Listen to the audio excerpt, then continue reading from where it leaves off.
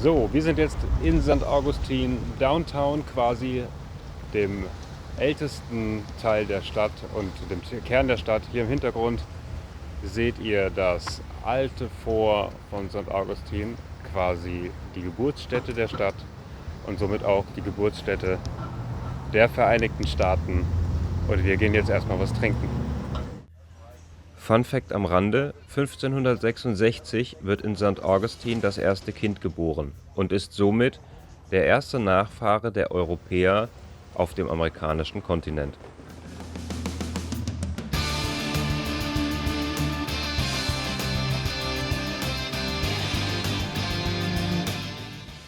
Auch fern der deutschen Heimat haben wir im Rendezvous-Restaurant, eine urige Bierkneipe, neben unzähligen Bieren aus der ganzen Welt auch unser heimisches Kölsch gefunden.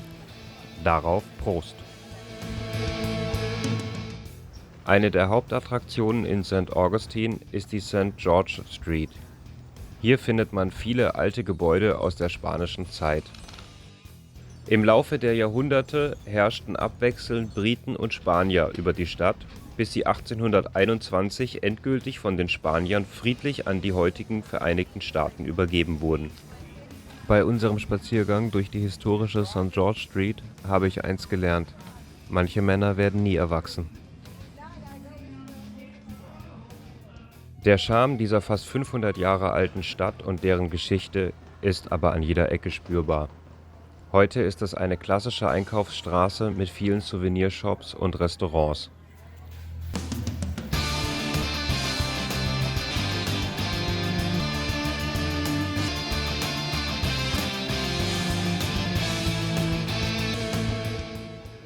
In jeder Touristenhochburg in Amerika findet man wohl diese kleinen Fotostudios, in denen man altertümliche Fotos von sich machen kann. Hier geht es natürlich mehr um die Kostüme und weniger um ein professionelles Foto. Als Berufsfotograf musste ich mir natürlich das ein oder andere Lächeln verkneifen. Weder die Technik noch das fertige Foto rechtfertigen den utopischen Preis der Fotosession. Aber Spaß hat es trotzdem gemacht. Und wir haben nun coole Erinnerungsfotos, die meinen Vater und mich im Stil des amerikanischen Bürgerkriegs mal freundlich und mal, sagen wir, skeptisch als Nord- und Südstaaten-Generäle beim Kartenspiel zeigen. Was der Spaß gekostet hat, verrate ich an dieser Stelle lieber nicht.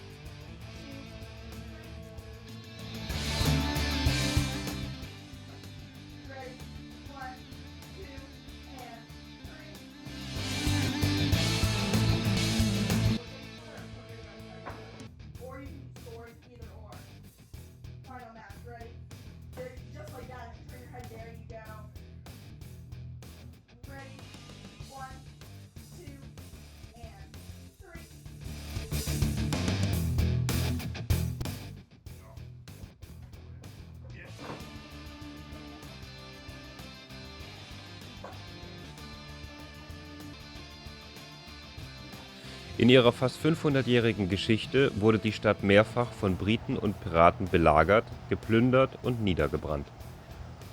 Auch heute sind noch viele Gebäude aus der spanischen Kolonialzeit erhalten geblieben, was die Stadt zu einem gefragten Tourismusort macht. So zum Beispiel die alte spanische Festung aus dem 18. Jahrhundert. Ein Besuch lohnt sich also vor allem, aber nicht nur, für geschichtsinteressierte Menschen.